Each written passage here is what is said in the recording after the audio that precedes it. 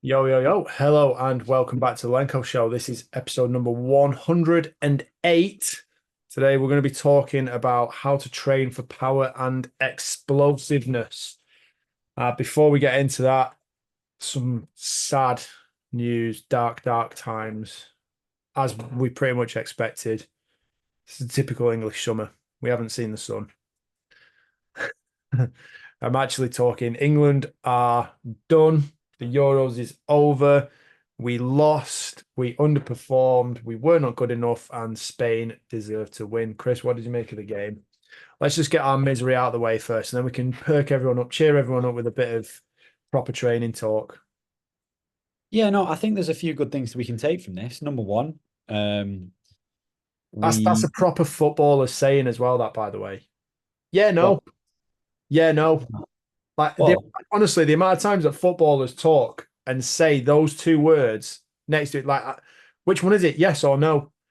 Yeah, no. I mean, I think, but which one is yeah, it? of Yes course. or no? So I do think we've got some positives to say from this. Number one is if we're going off our performances, did not deserve to be in the final. We were very fortunate to be there, and we weren't completely embarrassed. We actually did all right. I'm not going to go as far as saying we played well. I think we had way more than we could have done, but we weren't embarrassed too much by Spain. It could have been way worse than it was. There were some moments of brilliance. I think Cole Palmer's goal was class. I think we had moments where we were playing decent football. I think they were better than us. I think it was always going to be the outcome based on the way the tournament was going. It was in the 86th minute that we lost it. It's not like we were losing from the get-go. And fortunately, because we didn't win, Southgate, we are cleansed of Southgate, which obviously, I've just not been a fan. And I think it would have been a very different story if he'd got us to two finals and won one of them, as opposed to getting us to two finals and losing both of them. Whilst that is still quite good, he got us to two finals. In my opinion, it wasn't good enough, but I know that's easy to say, Yeah. given the caliber of teams that are there. And then I also think I did think something else. I've lost it though, Alex. I'm sorry. If I, I think of I was going to say, I asked on my Instagram the other day just sort of what people thought about Southgate. Like, will he go down as a successful England manager? 73% of people who answered this poll have said yes. 27 obviously said no. And a few of the messages I've had. So Josh Fagan, second most successful England manager ever. Again, I'd probably put him second on the list of all time, obviously behind Alf Ramsey, who obviously won the World Cup. Other than that, we've won nothing. So, and by the way, just for anyone who's jumping up and down in the car or shouting in the park, we won the women's Euros. Right, different, not the same. Different competition. We're talking England men's team, second most successful manager of all time. Um, I think he did a big job in terms of turning around the culture, the attitude.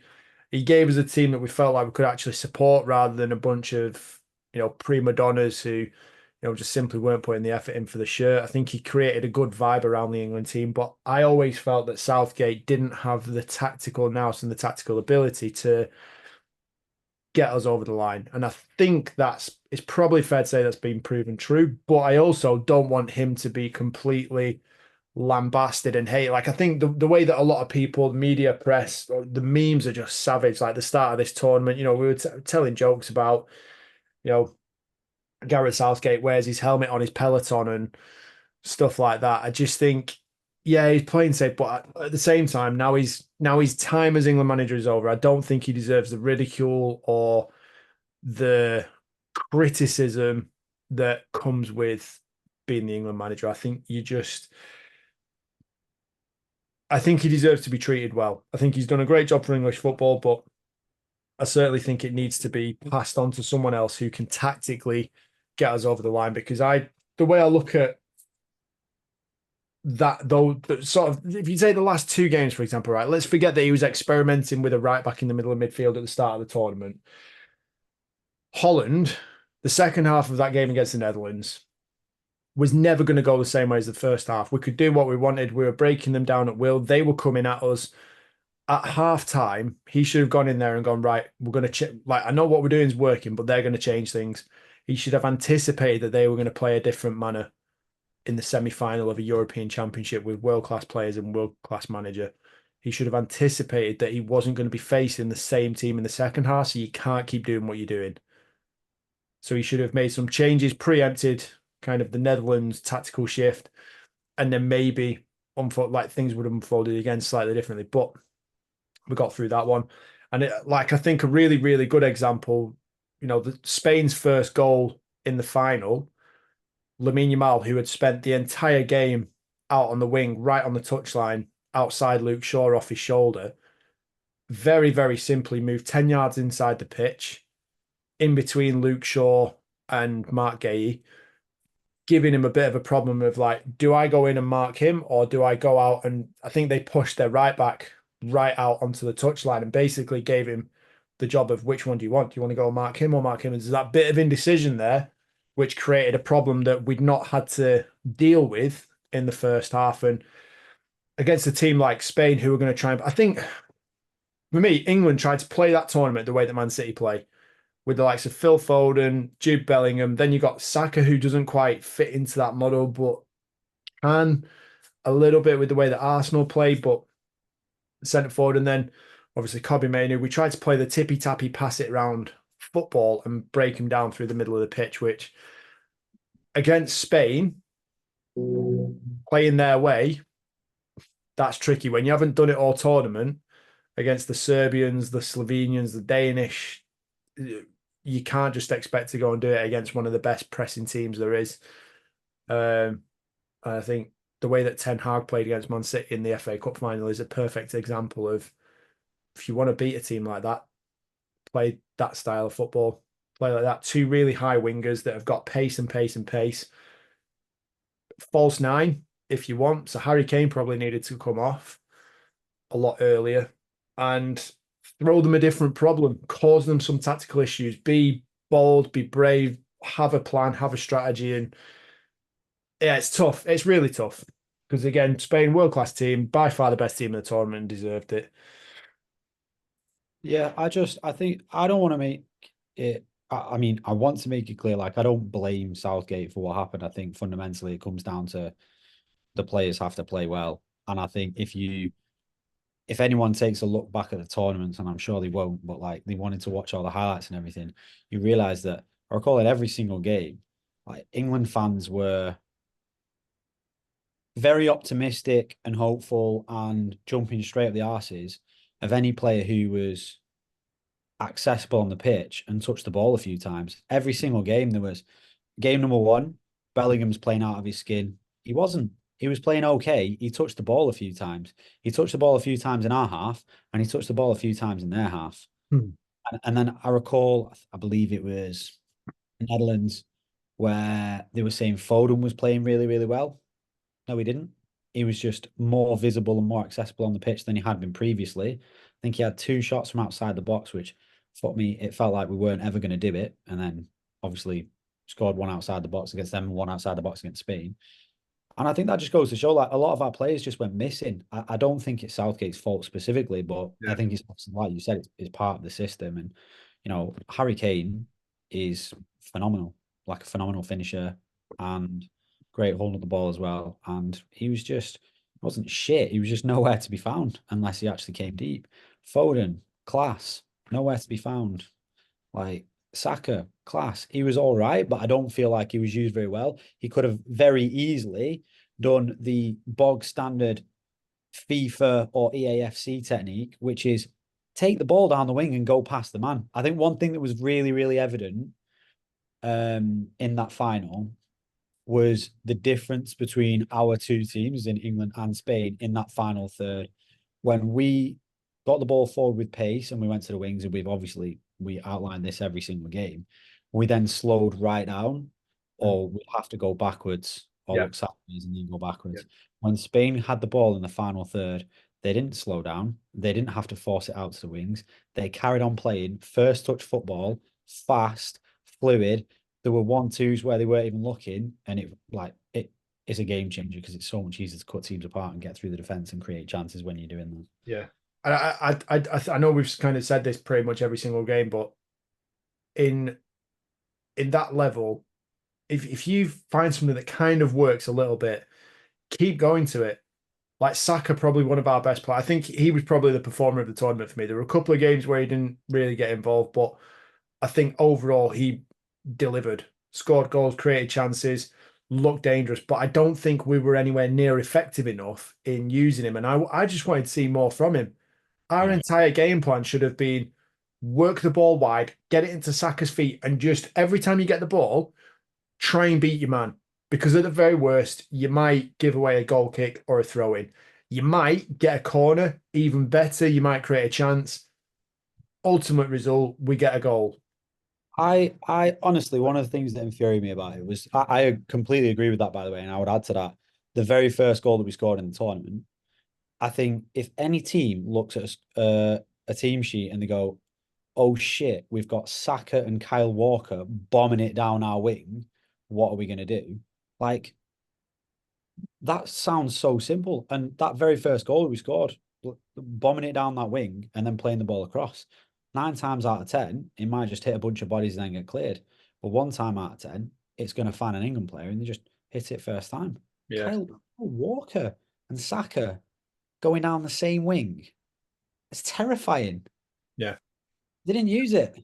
no, There was one point, I don't know if I think this was Slovakia, where Kyle Walker took a dodgy touch and he actually ended up accidentally playing a pass down the wing to himself. I don't know yeah, if you remember that.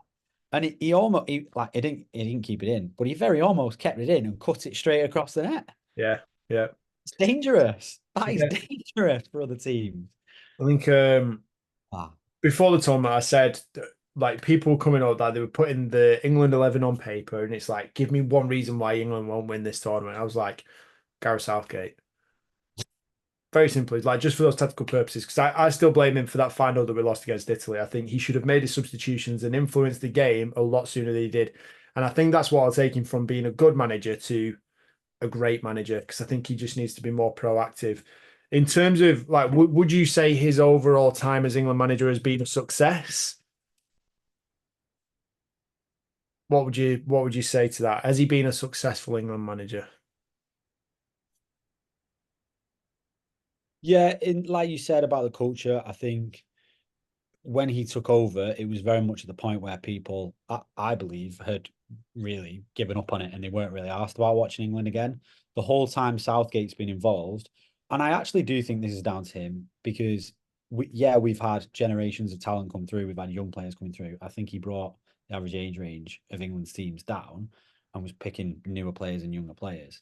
Um, but they've all been somewhat exciting. Whether they've performed or not, they were exciting prospects. And obviously, like you said, he's nurtured them, brought them into the culture. And I think that changed the way that we viewed watching England in the respect that we were like, okay, well, it was getting to the point where it was it is still painful to watch sometimes, but I think we couldn't give a shit anymore. I remember the game against Sweden. There was the game against Iceland and then the game against Sweden. Yeah. And it was like, I can't be asked anymore. I'm done with watching them. I couldn't give a shit. Uh, and then obviously after that, it was, more exciting again. Yeah. So I would say successful in that respect. Then again, you could also argue with the players and the talent that he had and that he was choosing, could they have done more? Well, Mm. it's hard to say because in theory, you're what you're doing is you're asking him to be every single other international side in the world, which actually is really fucking tough. We've done Yeah. it in the World Cup once, which I should show. think I think overall the aspirations and the goal is to win a tournament, and I think he hasn't done that. Therefore, it can't be called. He can't be called a successful England manager. I think he can be called a very, very good one, because of the level he's taken it to in comparison to from where it was, and the, like you say, the culture shift. So I think he should be classified as a very, very good one, not necessarily a great, because I think that's a really hard bracket to fit into, and I think too many people get put on that pedestal when they probably shouldn't. But certainly very, very good. Overall, I would say no, not a success. I think quite a few messages came in. I'll just go, well, four of them. Nick Mitchelson, shout out you. Again, it depends on what you define as being successful, but in terms of elite sport, winning trophies, no, because elite sport, that is the job, win trophies. Cassian Graham, again, shout out to you, former teammate. Like, again, um, he actually said yes. What did he say? Yes, he's a successful manager, but fuck me, he made England boring and should have done better. He said, but England managers have got a low bar for success due to a lack hereof. I would agree with that, but I still wouldn't call him successful. Um, Dan Hampton, depends on your measure of success. If it's improved consistency, then yes, very successful. But in terms of actual trophies, medals, doing it at the business end, again, that's where it kind of falls apart. Matt Kinsey, elite level sports is about winning things. He's succeeded in developing a cohesive unit and a team, but has failed to deliver the ultimate prize, which obviously is the end result that everybody wants. So I'd say mixed results. I certainly think he should be looked at as a very, very good manager overall. But I thank God we're not going to get him at Man United. Fucking hell. Yeah. Yeah, this is it. It's an interesting question to answer because part of me is like, yeah, he was okay, but part of me is like, yeah, but he didn't win anything, and I wouldn't have him at any of the clubs that I would follow. So I don't know. Let me ask you this. This is a deep question. Do you think this whole losing in finals, losing on penalty shootouts, do you think it's something to do with the culture that we have in the UK, in England? No, I think formally, yes. But I think that's shifted now. I think obviously we've started winning penalty shootouts, the habit, the mentality.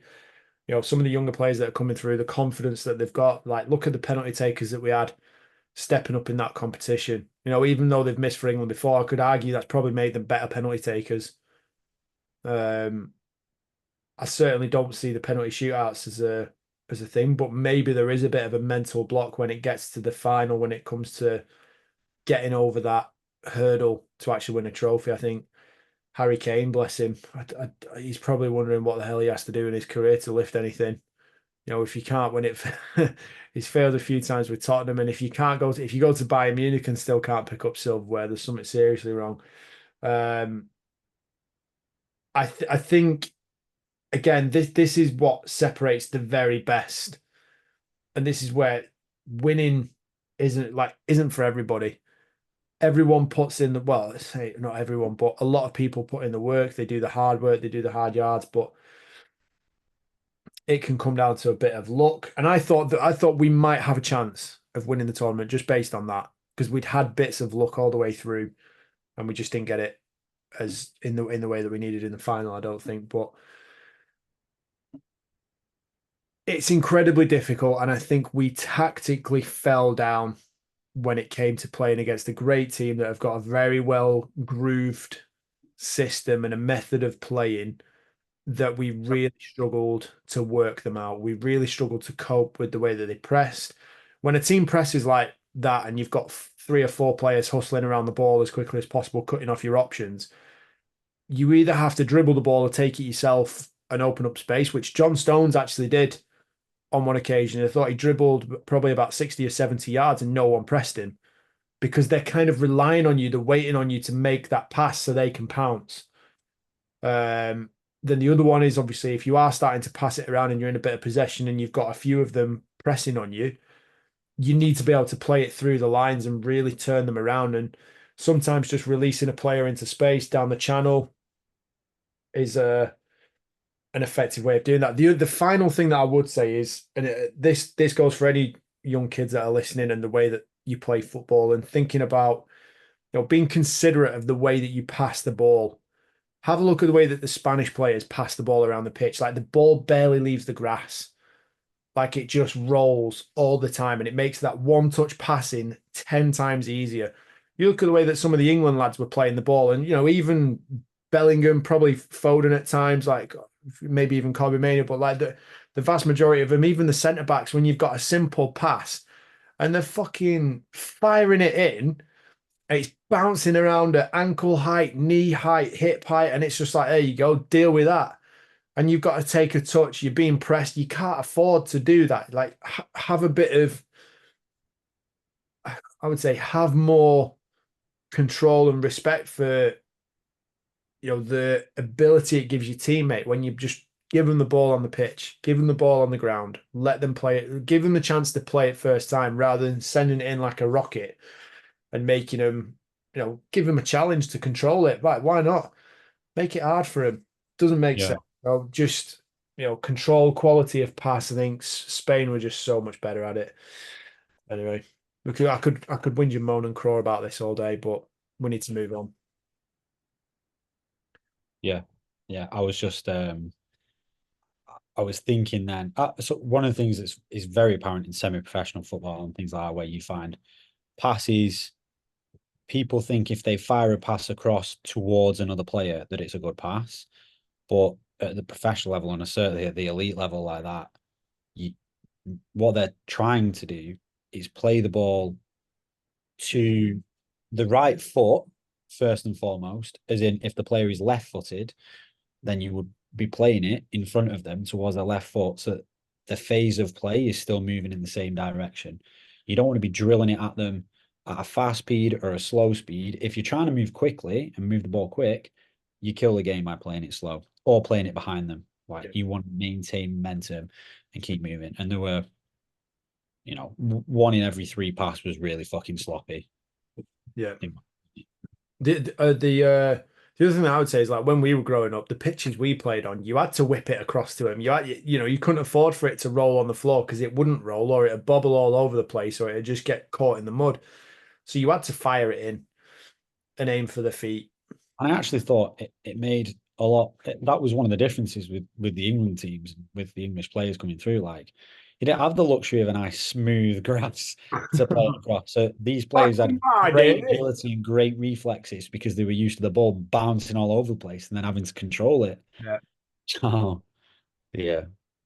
Anyway, we will move on to how to train for power and explosiveness. We'll cover it as much as we can. So we kind of outlined 10 real principle methods, and then Chris, you've got some questions for me to break things down a little bit, haven't you? So So, obviously, sports performance, power is king. That combination of speed and strength, being able to overcome and impart as much force as possible, as quickly as possible, is going to result in max acceleration, top speed. Again, being able to get there quickly, elite levels of change of direction capabilities. There's a lot that goes into it, but you have to be powerful. And again, power to weight ratio, like strength to weight ratio, ability to control your own body, absolutely key, especially in that sporting environment. So the 10 fundamental kind of principles or methods that we've got outlined for you. So first one, plyometrics, using things like running, jumping, sprinting, bounding. You're looking at really, really fast, short ground contact times, generally 0.2 seconds or less. There are longer plyometrics, which, 0.2 to 0.4, I think you can play around with. You don't necessarily have to time it or be strict, but it's just the emphasis of like if you were to jump and land and jump again, it's how quickly can you get off the ground. That's what we're looking at. And then we're trying to maximize height, distance, and overall force output when it comes to that ground contact. Number two, either jumping with weight, Olympic lifting, which is essentially weight jumping, um, ability to lift, whether it's light weights, medium weights, or heavy weights, ability to lift those fast and in a coordinated manner to target either specific movement patterns or specific muscle groups. Number three, again, strength training with explosive movement. So if we're going to talk about the force velocity curve, you've got at one end your strength lifts, which would be squats, deadlifts, bench presses, And you can perform that in a manner, if you were to work as close as possible to your 1 rep max, the typical speed of the lift would be very, very slow. Okay, but you're still getting a really high impulse, high amount of force applied over a long period of time as you push through the rep. Then, if you were to drop the weight down, let's say you're working at 20 to 30% of your 1 rep max, you can then perform that movement in a much more explosive manner at a higher speed. Number 4, various different speed and agility drills, mainly looking at sprinting, basic change of direction, things like just being able to cut 90 degrees, turn 180 degrees, even a 45-degree cut. Cut off the outside of your foot, the inside of your foot. Again, you can adapt these and really break them down to just jumping from one spot to another in that same movement pattern and just prep your ankles for it. You're being able to learn and control your body position in that time and space.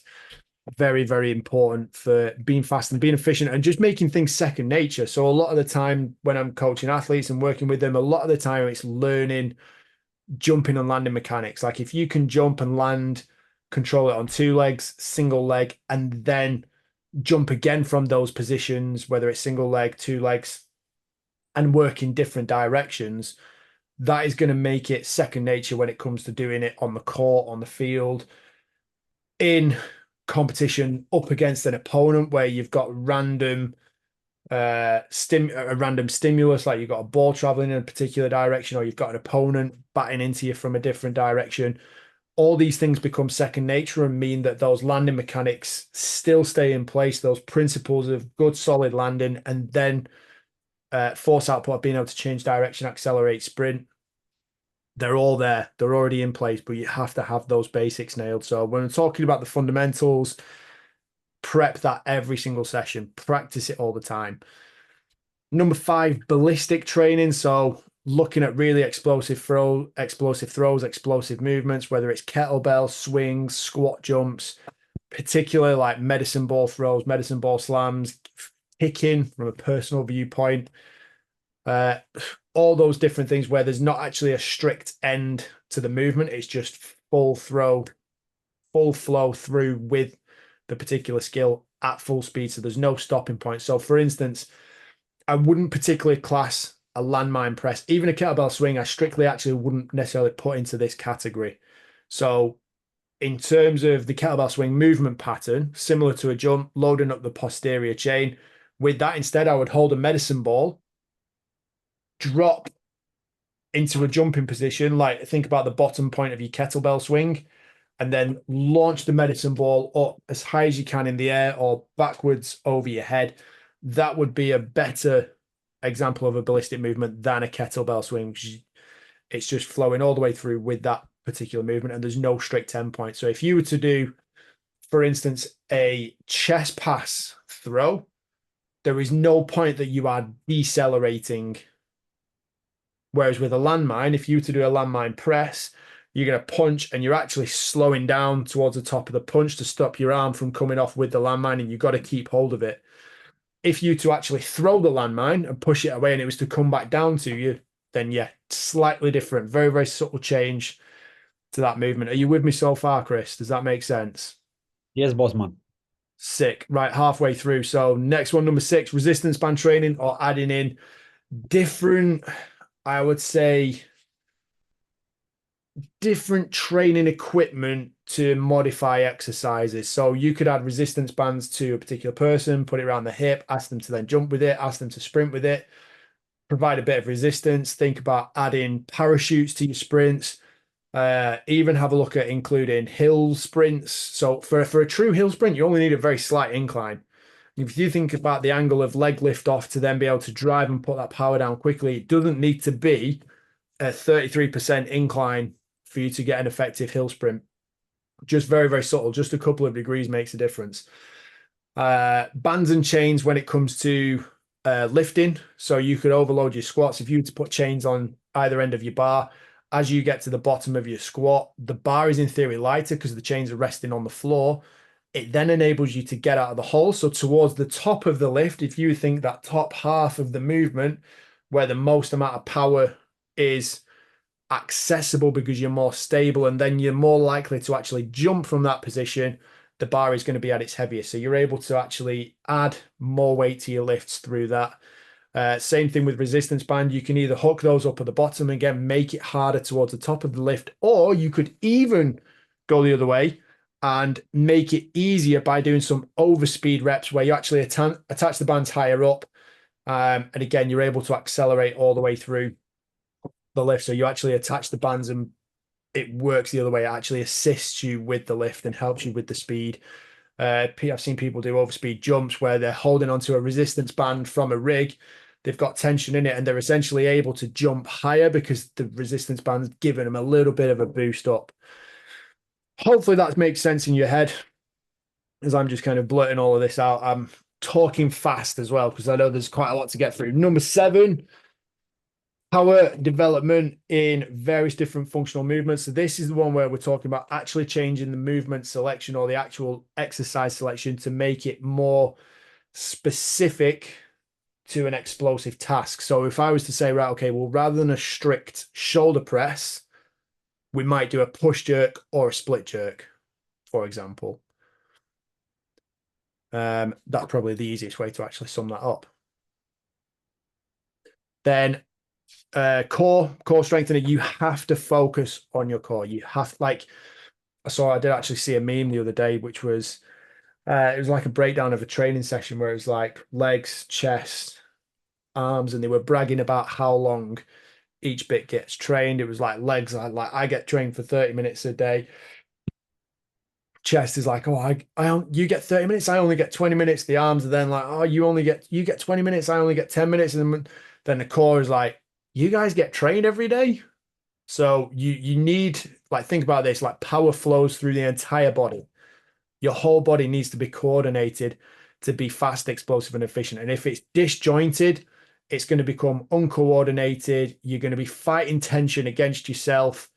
And if your core structure isn't strong enough to be able to tolerate the forces you're asking it for, you simply won't have access to that level of power. So you need to be including those bits of core training. Like I would, at least at the end of every session, at least at the end of every session. And there's various different ways you can do that. Next up, number 9, periodization. So how, you have to have a think about how you're either going to structure your exercises, the time period that you've got, whether you're going to be working more of a bias towards strength or more of a bias towards speed, how that's going to progress through a training program to come out with that peak end result. That's very determined. Like, that is 100% individual. It depends on the person, the situation, the circumstance, the demands of the season, the expectation of you within your team.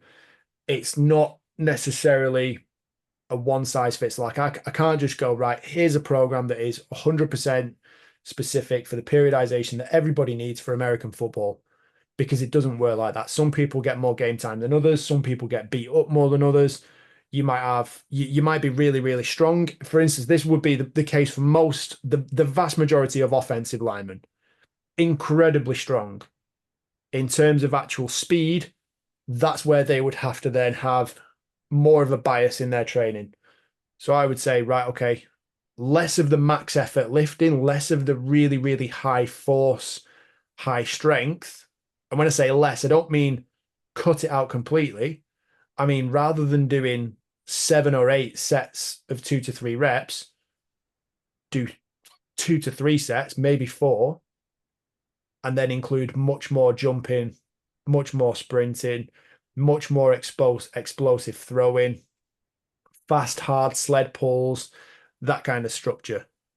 So you're never going to completely do away with it. We still want to utilize it. You still need to be tapping into that max effort strength and still hitting that stimulus, but still overemphasize and put more of a balance onto that actual pure speed, absolute power output effort in terms of throws, jumps, sprints, because it will make you more dangerous. It'll shift that entire force velocity curve of strength and speed. It'll shift the whole thing to the right. You'll get faster, you'll get stronger. And that's where your speed lifting will actually contribute more towards being able to hit bigger lifts in your strength because you'll be able to apply more force quicker and generate more momentum into the bar. And also your tendons, your joint structures, you become stronger in that sense. Your ground contacts will become stronger. You then less likely to be injured, and you've got a better all-round picture. Number 10, the last one, nutrition and recovery. You've got to be looking after yourself. You've got to make sure you're eating the right balance of protein, carbs, fats, hydrating, get your sleep nailed.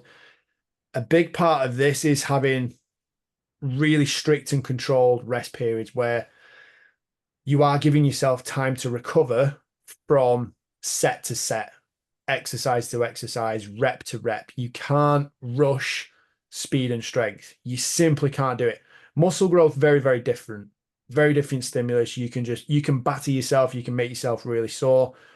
Your muscles will grow back stronger. Like in terms of training the nervous system, you have to be a lot more careful, a lot more delicate with it, and a lot more patient with it because the results and the benefits won't necessarily be there straight away. You won't necessarily feel the effect of a strength workout. You won't be sore necessarily the next day.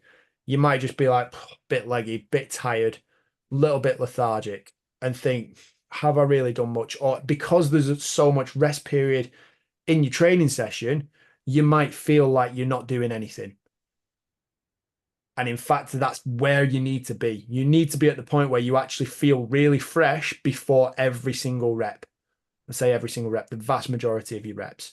So that kind of caps off those 10 main kind of principles, methodologies, structures that you need to be aware of when it comes to training for power and explosiveness. Very comprehensive. I like it.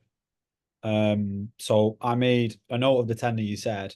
I think what would be useful is if we go through like a tiny little bit, if you've got time to go through a point on each one. Is that all right with you? Yeah, let's do it. Okay. So first and foremost, people, what is power? Speed time strength. Shimples. Easy. There you go, Speed people. time strength. So when I talk about the force velocity curve, Oh, wait, hang on a minute. Hang on a minute. You're jumping ahead. You're jumping ahead. do you want me to just go through it and answer it anyway? Yeah, go for it. When I talk when I mentioned about the force velocity curve there, imagine X and Y axes, strength on one, speed on the other. How fast you're able to kind of apply force, and then the maximum amount of force you're able to apply. What we want to do is move that entire curve consistently to the right. So you're getting stronger and you're getting faster the entire time. That is that combination of speed and strength. So, for instance, at one end, your maximal strength work, you might have your bench press, your squat, your deadlift. Midway through, you might have some sort of ballistic movement, such as your weightlifting, your clean and jerk, your snatch. Your clean and jerk would be more towards the strength because it's a faster, heavy. It's a slightly slower, heavier movement. Your snatch is going to be slightly lighter than your clean and jerk. And then at the very bottom end, you might have something as simple as throwing a tennis ball. It's just pure speed, rapid golf swing, kicking, really low level. It's not a massive amount of strength required, but in terms of the speed of the movement, it's top end of the scale. So we want to move everything up and to the right. Beautiful. Yeah, perfect. Okay, so that's force velocity curve. Then going into number one, you said about plyometrics. Have you got a definition for what plyometrics is for people? You said running, jumping, sprinting, and short ground contact. I know, Yeah. I bet you'll see a lot of this as well. People practice dropping off like fucking buildings and thinking that they're doing plyometric work. What Yeah. would you say? Rapid ground contact time of not less than 0.2 seconds. So those people jumping off their building that you're talking about. So saw someone doing this in the gym the other week where he's stepping off a box. I think it was about a 24-inch, might have even been 20. And again, like from that height, that's quite advanced. And realistically, if you're going to do those drop jumps where you step off a box, hit the ground with a relatively stiff ankle and stiff knee, that ground contact, you're not going to be, as you drop and you hit the ground, you're not then going to go into a full depth squat and then jump because it's too slow. What you want is the stretch shortening cycle to play a role, the tendons to play a role, and for you to effectively bounce. So you need to be stepping off, dropping. It's minimal drop of the hips, and it's bang. You go quickly. There's no hanging around. There's no hit the ground, pause, control it, and then go. It's just rapid. In the learning curve, you might just step off, drop, land it, and stick it. Step off, drop, land it, and stick it. That's what you're aiming for in the practicing of it. But then when it comes to actually training the nervous system, strengthening the tendons, and even just working on the balance of it, then you need to be bang. You need to be getting off the ground as quickly as you can and getting off as high as you can. The reason, and again, the emphasis of this is it all comes down to I mentioned the stretch shortening cycle, I do. the strength of your tendons and the elasticity of them, because that's what you're relying on for pure speed. Because a regular muscle contraction is too slow and it's not fast. It's not fast enough and it's not powerful enough. So think about kangaroos. Right? I think like longest Achilles tendon in the animal kingdom. Bounce, bounce, bounce. Right? Rapid, really springy, really bouncy. Typically Jamaican or African sprinters. Really long Achilles tendon, making them incredibly efficient, incredibly fast twitch. And that's why they're typically better sprinters. Again, flat feet, long Achilles tendon, really high kind of peak width to their calf. Like the higher that is up towards your knee, longer your Achilles tendon typically, and you're going to be faster, springier, more bouncy. There you go, people. There you go. So you actually answered two of my next questions there. Perfect. Next one was Olympic weightlifting. Why Olympic weightlifting? Why are they so good for developing strength? For developing power. Sorry. They're not. They're not. No, for athletes, they're not. I would say they're very technical. They're very difficult to learn. But in terms of examples of some of the most powerful people on the planet who operate and are, I would say, prime examples of the way they work that force velocity curve, you'll see them do really, really high force, max effort strength back squats, and you'll also see them do loads of jumping.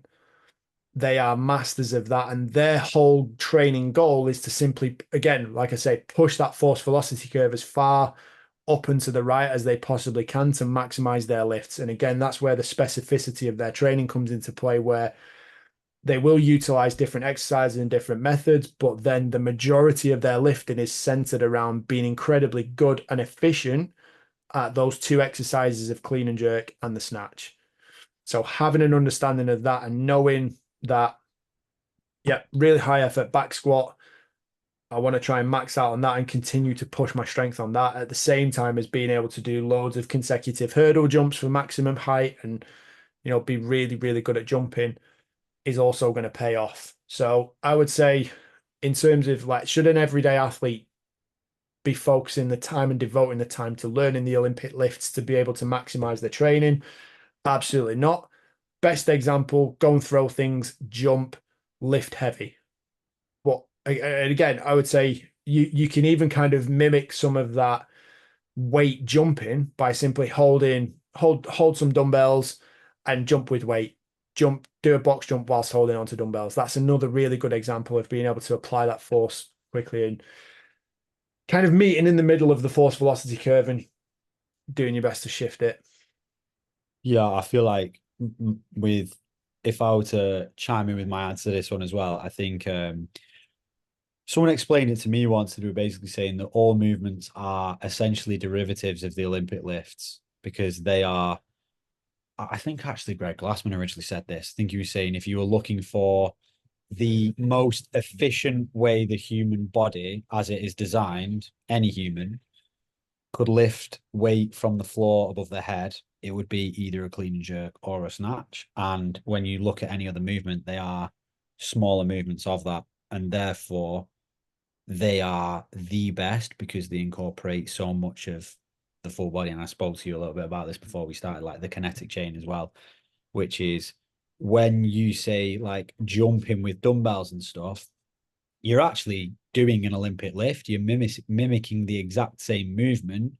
You're just doing it in a manner that is more accessible to you, the individual athlete. Is that right? Yeah.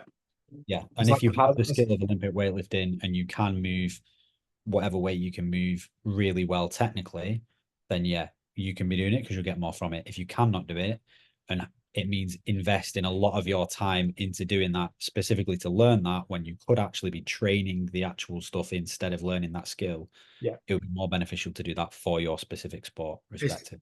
it's like I saw there was another coach who I follow. Yeah, he's got hundreds of thousands of followers, and he was basically saying, you should ignore jumping with weight, like it's completely overrated. And I just thought that's a really dumb thing to say and a really bad way to approach your training. Yeah. Because what do you think weightlifters do? They're some of the most powerful athletes on the planet. Like they jump with weight all the fucking time. And again, you're trying to work like within a training program, you're generally trying to touch on points for developing power. You're generally trying to touch on points at each point of the force velocity curve and spend more time where the athlete needs to emphasize to help shift that curve. So again, like jumping with a light amount of weight, even in a warm up, can be really useful for your nervous system and just generally drilling those patterns. Again, I mentioned about the efficiency of movement and with weightlifters, everything has to coordinate. Power has to flow. The importance of your core strength, and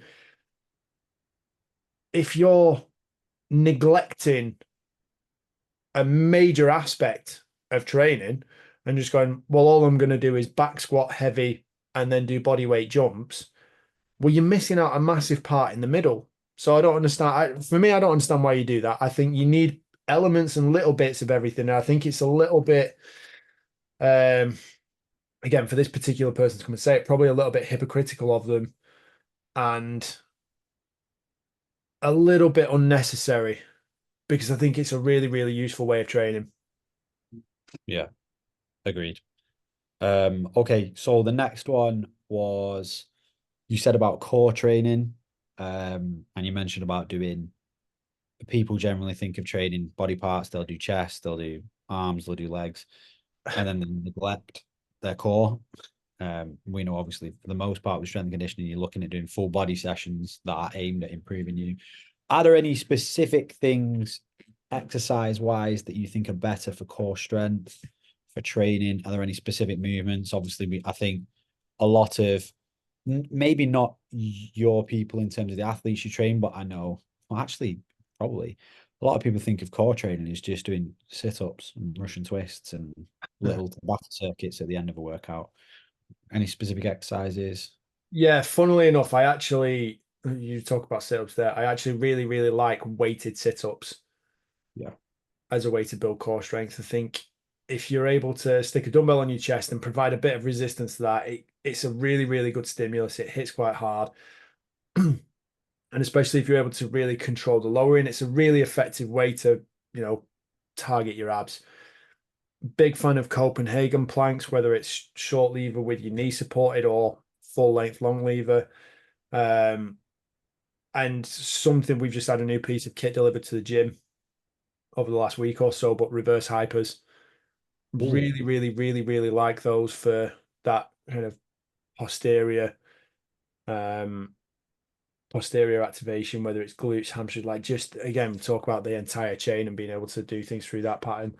For me specifically, kicking wise, I'm a big fan of alternating hanging leg raises, V ups, and again, ultimately as well, actually working with either working again, touching on everything. Like everything has a place, it has a moment, it has its ability to do a job for you. Whether it's an isometric hold or it's a slow controlled uh, pal off press, cable wood chop, rotational based movement, and then again ballistic type movements where you might do a split stance med ball slam, you might do a rotational med ball throw to a wall and then catch it again. There's so many different things you can do, and it doesn't need to be boring. You could come up with a very simple, effective core workout circuit, um, and just roll through that at the end of the session. I'm not a big fan of side bends. Don't really find them particularly useful. They're a very good way to activate your QL. Although most people generally piss their QL off more than more than they need to. A big fan of carries, single arm carries, heavy carries, awkward carries, front rack, overhead, carrying a big heavy med ball on your chest. Like you carry anything that's an awkward sized shaped implement, and that's going to get your beans going. That'll really get things cooking. So, big fan of that, and just make it interesting, make it fun. Well, I say fun. Novelty can play a part. You don't have to be too strict on it. You don't have to be too regimented of like, right, well, we did this yesterday, so we've got to do this today. It's like if you do that and you like that, continue with it. It's fine. Yeah, I really like that. I think for me, I'm a big fan of, and when I say a big fan, not a big fan, but being a big fan, I really love offset carries, loaded carries, um, contralateral carries. I really like doing front rack work, bear hug stuff. That stuff Front is rack, Zercher. Yeah. disgusting, Yeah. absolutely awful. Okay, so the last one was obviously the Wait, last. sorry, just before you move on, it's like the difference of a back squat to a front squat. Like the core activation I can feel on a front squat, and you're working with a lighter weight. Yeah, And this is, I don't know whether we'll go into this, but we were talking a bit about the max effort method and the dynamic effort method. yeah, This might be where you then, and again, I mentioned about exercise selection as playing a role, whether it's going from a strict press to a split jerk or a push jerk. One would be like your strict press might be a max effort method day, where it's just how much weight can you drive up. Then your split jerk and your push press, you might work with a slightly lighter weight, and its objective is just move it fast, move it at speed. So that exercise selection plays a role as well. yeah. I would like to go through the max effort method and the dynamic effort method, but I think we'll have to go through that another time just because where we're at time wise. The last one I wanted to go through with you was your last point number 10, nutrition and recovery between set to set and exercise to exercise. One of the things that you mentioned was that uh strength we've said this before in a previous one that strength is also a skill and it's very neural, as is power and explosiveness. And one of the things that you mentioned was the fatigue and the onset of fatigue that you will get from set to set. I think with things like hypertrophy training and stuff, you mentioned about you can smash yourself to bits and you'll get growth. um with most people, I think what they'll find is like with hypertrophy training, with things like that, they find it's very much like a muscular experience because that is what you do. You train your muscles, whereas strength and power generally being more neural, like you said, you will not necessarily feel like I mean, if you're doing one rep max and stuff, you'll know it when you're doing it, but you might not feel like you've done a big workout. But chances are the fatigue is very different, the stress is different. So the following morning, if you ever had when you like try and clench your fist, if you ever had this, when you wake up the following morning, your nervous system is just not ready and you just can barely squeeze your fist together. Do you know what I mean? When you've got just central nervous system, it's just not having it today. Yeah. So again, you mentioned it's about if you think about the feeling of a training session, a hypertrophy based session where you are chasing the pump and you're looking for as much muscle damage, mechanical tension, time under tension as possible. Like that feeling of the pump is very, very different to the feeling that you get from a one effort rep on a max effort back squat. So you have to be aware of that and you have to be okay with that. Like to be honest, I know myself, a lot of athletes, you want to feel like you're doing something. You want to feel like you're contributing towards progress. And the way that a lot of people get coached about that in the gym is it's about getting bigger and stronger. And yeah, like you say, that feeling of chasing the pump can sometimes take over. And if you're only ever chasing that, you're going to struggle when it comes to developing strength and speed because you're going to be working at a lower effort level, less weight, less speed, less, I would say, intensity on applying the force, and you're more focused on controlling the contraction. Yeah, there you go, people. There you go. Make sure. I think it was Jimmy that actually said to me one time, make sure that you are recovering from your workouts, because if you're not recovering, you're actually just slowly making yourself weaker and more tired. Yeah. So you have to be So way more intelligent in that respect when it comes to. in terms of just for everyone to get an idea of gauging recovery, I used to have an app on my phone which was like it was called Tap Test or something like that, and it's basically in terms of gauging fatigue level of your nervous system, you would basically have a period of time that you just had to use your thumb and tap the screen as many times as you could, and you'd get a score at the end of it of how many times you tapped it. Realistically, and I'm not sure how accurately this transpires towards nervous system recovery or not, but the more stressed and the more tired you are, obviously, the slower you are to be able to tap. And you can do that more, like the more and more you do that, I suppose the more accurate it gets. And you can get an idea as to how it feels to be fatigued and after a strength training. So you just have to try it, I guess. Again, I think there are other measures. I think you can do either dynamometer tests or I think even vertical jump featured as one. So obviously, if you've done a lower body power session on Tuesday and today is now Wednesday, and you've got your normal vertical jump height that you're typically able to jump most days, and you try and go and do that, you might find out you're a little bit lower than normal. And it's just a relatively simple way. And on days where you are less recovered, really simple way to do it is massively just change your stimulus. Either go for a lighter session, do a more CV based session, go for more of an upper body session, maybe get a pump, give your legs a rest. Or you could just really just do much lower volume.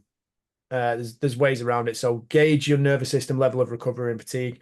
And you can also use heart rate variability as well. That I think most gadgets and devices have that capability built into them where it kind of gives you that rating of stress level between like based on time between heartbeats and the variability between that. So I was just trying to look to see what my stress level's at right now. 30 low, low. And I trained legs this morning as well. I've done 132 intensity minutes this week so far.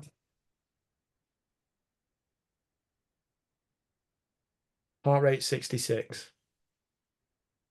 Very nice. A nice relaxed Alex Lenkowski. That's good.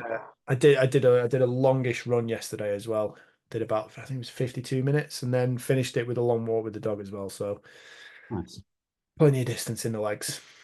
Lovely jubbly. Lovely jubbly. I have no further questions, Your Honor. I feel like you've given a plethora of advice and information and education, and hopefully everyone has got a lot of value from that. One more quick thing before you go. So I know we mentioned about the stretch shortening cycle, didn't we? Yes, sir. In that, like, so as long as you're not driving, you can do this right now. So if you were to put your hand on a desk, and so the stretch shortening cycle very basically is the lengthening of the muscle tissue to then initiate a fast shortening of the muscle. Okay, so if you put your hand flat on the desk, and if you take your index finger, lift it up, and then slam it down as hard as you can. All right, with like just using the muscle on that finger. So I don't know if you can hear that on the desk there. That is essentially not utilizing the stretch shortening cycle. That is just muscular contraction, lifting it up and then slamming it down.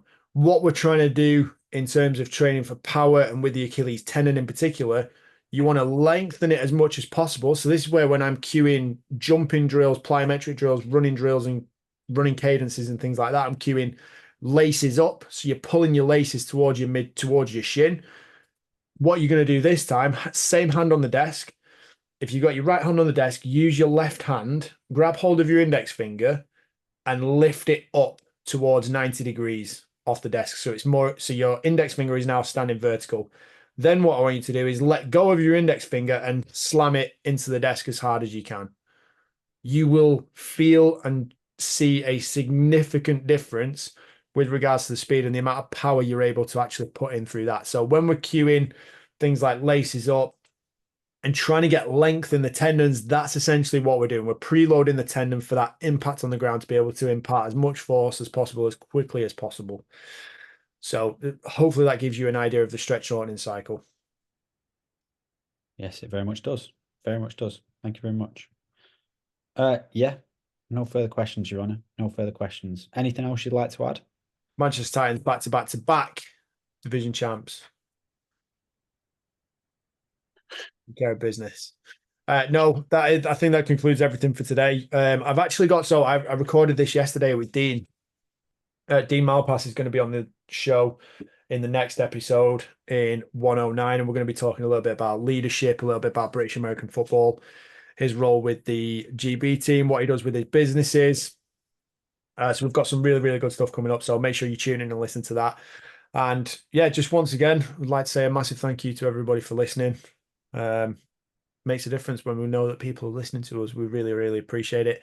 If you'd like to leave a rating or a review, please feel free to do so. If you want to send us a message, drop us any questions. If you've got any questions off the back of today, send them over. We'll deal with them as quickly as we can, and we might even talk about them on this podcast. So, yeah, thank you very much for listening, tuning in. Hope you've enjoyed it. That is it from me. Lenko out. Good work, people.